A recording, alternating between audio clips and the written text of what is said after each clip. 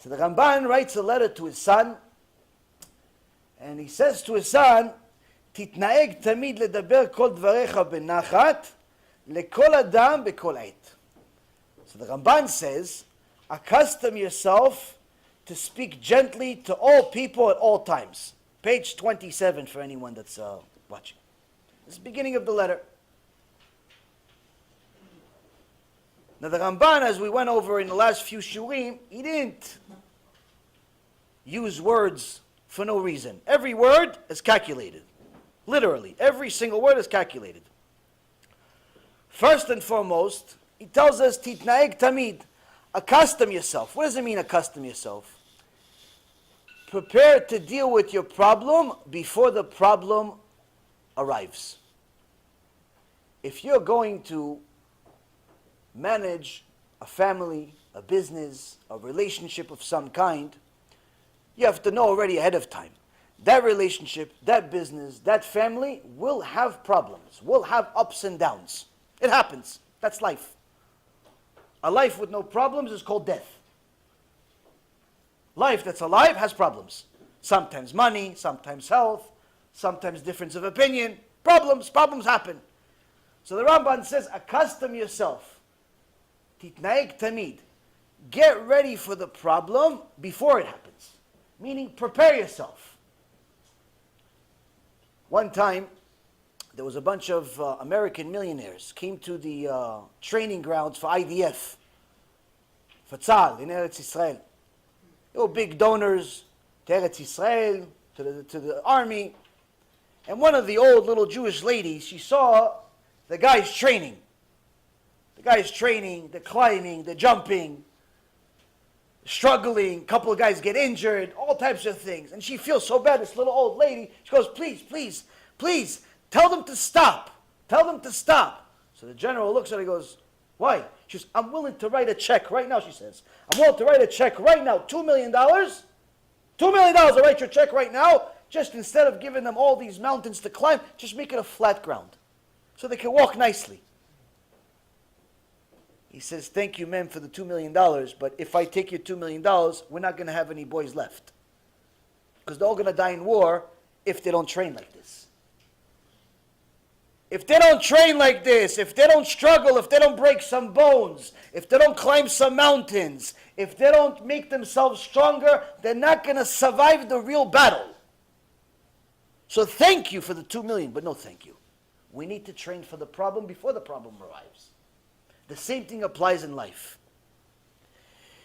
If you're going to manage a business or manage a family or manage any type of relationship, you have to already prepare for the problems before they arrive. You have to prepare yourself psychologically. You have to know, okay, one day my wife, my husband is going to make me angry about something. Already I know I need to control myself, control my temper, not get angry so fast, not get angry at all. Not jump to conclusions. Let them speak. Let her speak. Let me hear what they have to say before I jump down their throat and kill them. Let me see what's going on first. Let me evaluate the whole situation and not jump to conclusions. They did a study on the psychological effect of a person and how it affects him physically. So he took two groups of people. One group, they gave him a basketball and said, you guys train and take this basketball and all week shoot from the line. Shoot 3 shots from the line. And we want to see how you improve after a week. The other group, they told them, you guys, same line, but imagine that you're shooting. Don't shoot, nothing. We're not giving you a ball. But just imagine that you're putting the ball in the hoop the whole week. And that's what they did. 1 week, they're actually shooting the ball. 1 week, the other group is not shooting anything, but they're imagining it. After a week, they evaluate it, take the records, go another week. Take the records, another week. Take the records, another week. They do this for a little over a month. After a month of training, one group is imagining, the other group is actually shooting. Who's a better shot? The ones that are shooting the ball. Wrong. The ones that are shooting the ball are not good. The ones that imagined are good. Why? Why did, exactly, Chazaku Baruch. Chazaku Baruch. The guys that are shooting the actual ball, they're seeing it actually miss, constantly, miss, constantly. Eventually it goes in. Eventually, even a broken clock is right twice a day. Eventually it goes in, but they see that they're terrible. And they're trying to get better, but it takes a while. The other guys, in their imagination, they're always going in. They're always going in. They're always winning. I'm winning. He thinks he's Michael Jordan by the end of the month. So finally, they actually gave him a real ball, since in his imagination, that's actually how it was. Literally, his physical nature changed to the extent that he became better physically. Meaning, if you train yourself psychologically, mentally, you train yourself, you can do anything, including physical. You train yourself to be a winner, you will be a winner. You train yourself to be a loser, you will be a loser. But at the same token, you have to know what to train yourself for.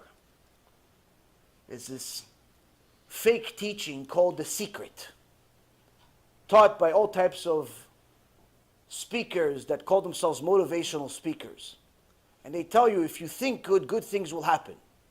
Well, many people thought good, then they got hit by a truck. Some people thought they're going to win the lotto, but then they got cancer instead. A lot of people think good, but it doesn't necessarily always happen.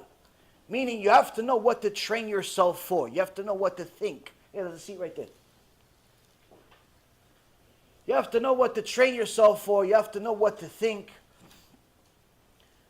And the Ramban says, yes, you're supposed to think. Yes, you're supposed to train, but train for things that are within your ability, things that actually mean something. Train yourself to change your attitude. Train yourself to change your nature so you don't overreact, you don't underreact, you don't take things in a certain way that's incorrect. Learn how to behave. Learn how to behave under pressure. Everybody's a tzaddik when everything looks good. When they have money in their pocket, when they have a job, when they have things going for them, everybody's good. Everybody's good. But that's not going to show who you really are. What's going to show who you really are? How do you react under pressure when things are not working out? You have a very serious appointment and you got a flat tire. Now you're going to get this appointment. You have this appointment, you could get $1 million contract. You got a flat tire.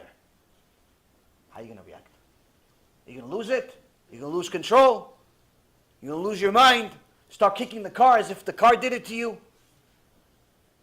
Start cursing at Hashem as if Hashem is, is somebody to curse? You're going to mess with him? What are you going to do? You want to get a job? Somebody says, oh, listen, just show up. Make sure you show up at 8 o'clock in the morning. I'm going to give you the job. You get to the job early, 7:30, but you're in downtown Manhattan. No parking. You're looking for parking, no parking.